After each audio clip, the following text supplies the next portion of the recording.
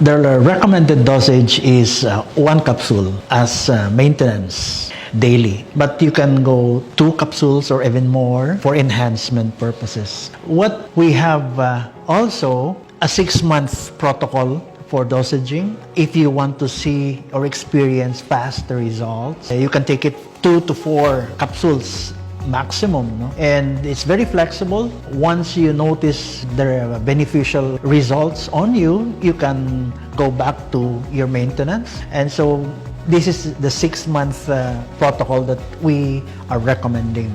Furthermore, some of you might be having gastritis or acidity problems. Then you can take this at least about 2 hours after your breakfast, after your meal. But if you don't have these problems, then you can take it before meals.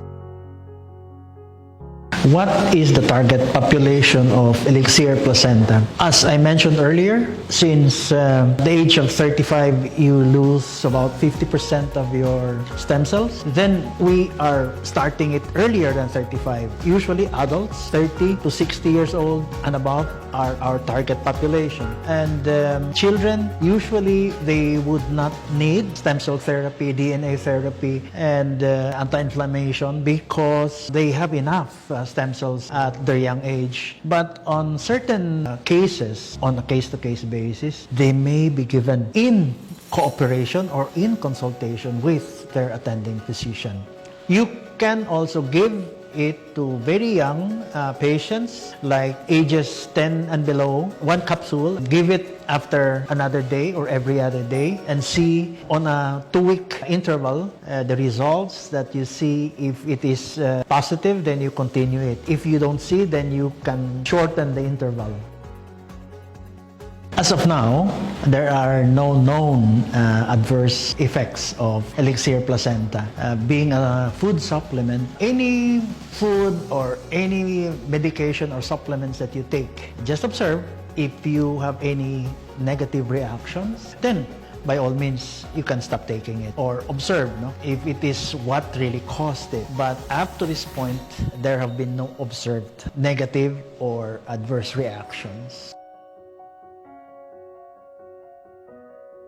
Yes, you may take it with other supplements and other maintenance drugs. But here's the catch. You have to monitor your vital signs. Meaning to say, if you are taking maintenance medications for your sugar or for your blood pressure, you have to remember that there are active ingredients in elixir placenta that also lowers blood sugar, that also lowers blood pressure, which is to our advantage, by the way. It may cause more lowering of sugar and or blood pressure, and therefore monitor your vital signs, monitor your blood sugar regularly when you're taking it. As soon as you notice that your blood pressure is lowering down, then of course you can continue your elixir placenta but lower down your maintenance medication. Or better, you can consult your attending doctor for further recommendations. But these are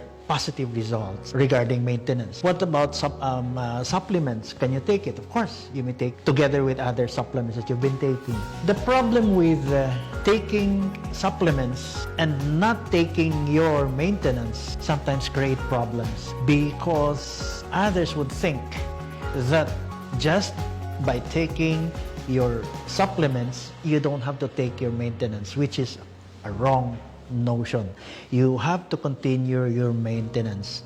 And the proof of your supplement, just like elixir placenta, that it's really working is noticing that your blood sugar starts to lower down with the same maintenance, with the same dose of your antihypertensive. Taking elixir placenta, notice your blood pressure going down. It shows a very positive effect of elixir placenta.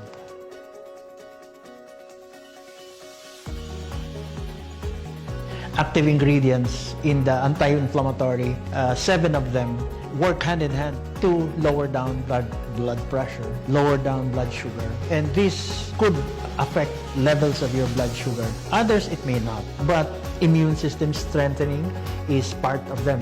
And therefore, its reaction to your antihypertensive or your anti-diabetic therapy, you become more responsive than before taking Elixir Placenta. So it works two ways, lowering it down, both hypertension and diabetes. At the same time, it makes your cells more receptive and more sensitive to the effects of your therapeutic regimen. That is how Elixir Placenta acts on your cells as well. How can Elixir Placenta help cancer patients? In the preventive stage, Elixir Placenta fortifies your immune system and therefore keeps you away or prevents or protects you from cancer-causing elements. And therefore, on that aspect of prevention, definitely Elixir Placenta helps. When you go to the next stage of cancer, meaning you already have it, whether it's stage 1 going to stage 2 or stage 3, spread or metastasis, it would depend on your immune system. The lower your immune system, it will be exploited by the cancer cells, and therefore the shift from stage 1 to the next stage will be faster. With this, it will prolong the stage going from simple stage 1 to a worse stage 4, and therefore it does help a lot in your cancer patients. No? Metastasis and spread is limited by the help of Elixir Placenta. On the post or on the treatment side, when your cancer is surgically treated, you undergo surgery or you undergo chemotherapy or you undergo radiotherapy or cobalt therapy, again, Elixir Placenta will help you in the recovery stage. Otherwise, if you notice some patients, despite chemotherapy, they weaken and blood transfusions, chemotherapy cannot continue because the patient's health does not allow it. Blood levels are low because they cannot recover faster. Elixir Placenta helps in making sure your immune system will cooperate and receive more chemotherapy sessions, more surgery if needed, more cobalt therapy when needed. So in all stages of cancer, a cancer patient is well protected with Elixir Placenta. For two reasons, I would not do that. Number one, the active ingredients of Elixir Placenta are preserved in this capsule. It was packed and in a way that the active ingredients withstand any external factors that will affect the potency of the ingredient. So, when you introduce it into your gastrointestinal tract, it can withstand gastric juices because of its coating capsule. And only will the coating of the capsule give out the active ingredients when it reaches the small intestine to be absorbed. When you pierce it, you oxidize the active ingredients and it will not give you the potency 100% that you need for you to get the beneficial effects. So that's the first reason. The second reason is when it reaches pierced, when the active ingredient goes to the gastric juices, it's deactivated, period. So you were not able to get the desired effects. So we would not encourage you to pierce the capsule nor mixed with other supplements or other foods.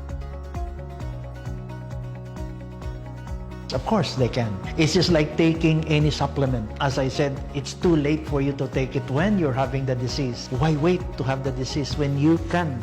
You may not want to have the disease, would you? So, to strengthen your immune system so you will not get sick, you take it when you don't have any disease at all. It's a supplement. It protects you, it strengthens your immune system so you won't get sick. And if you do, you will not get severe problems, severe complications. And if during the recovery stage, it shortens the recovery stage. So yes, you may take it even when you don't have any illness at all.